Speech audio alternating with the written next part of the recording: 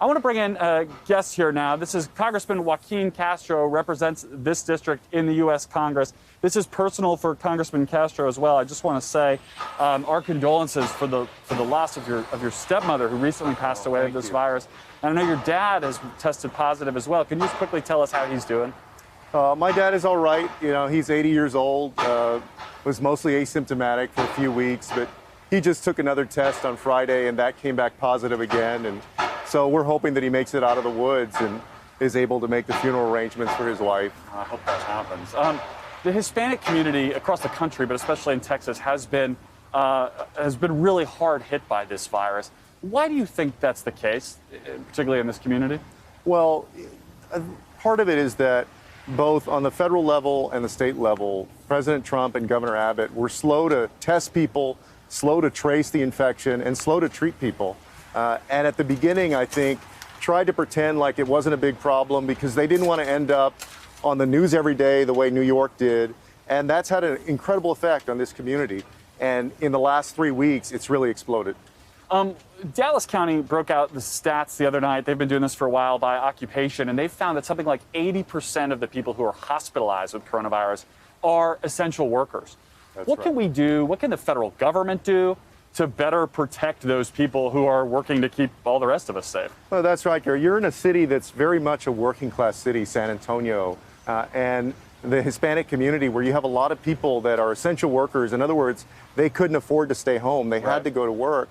And so we have to make sure that we test people as often as we can. And once the infection is identified, that we trace who within their orbit may have it also, and that they get treatment. There have been so many people over the last few months that have told me that they're scared to just go to the doctor and find out if they're positive because they're scared of getting a $10,000 hospital bill. So it speaks to the need to overhaul our healthcare system as well. You're about to go back to Washington next week. The Senate has said they're finally going to take up a next round of a relief bill here. They have been reticent to spend more money on state and local aid. I keep hearing again and again and again from officials on the ground in Texas that that is what they need.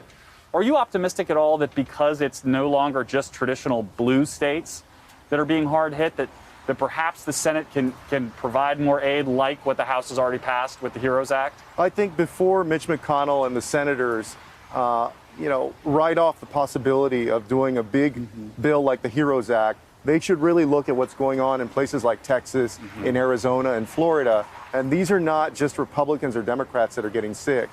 It's impacting communities across the board. So I hope that they'll do the right thing for the country and spend what we need to spend. I want to finish where we started here on testing.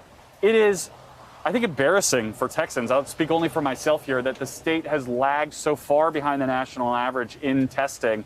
What can be done now in July to rectify this problem that arguably should have been more aggressively handled in March or April? Well, if you look at even the metrics that Governor Abbott set out for success, he still hasn't met a few of those, including contact tracing, but was very slow to test. We need more resources. We need the Senate to pass the HEROES Act, and we need for the governor to move beyond this posture of see no evil, hear no evil, and try to pretend there's no problem. Thank you for checking out our YouTube channel. Why don't you subscribe? It's really easy. Just click on that button down there. And for more news from MSNBC, click on any of these videos here for the latest interviews and highlights. You can get more videos from MSNBC with our newsletters. Head over to msnbc.com/newsletters to sign up.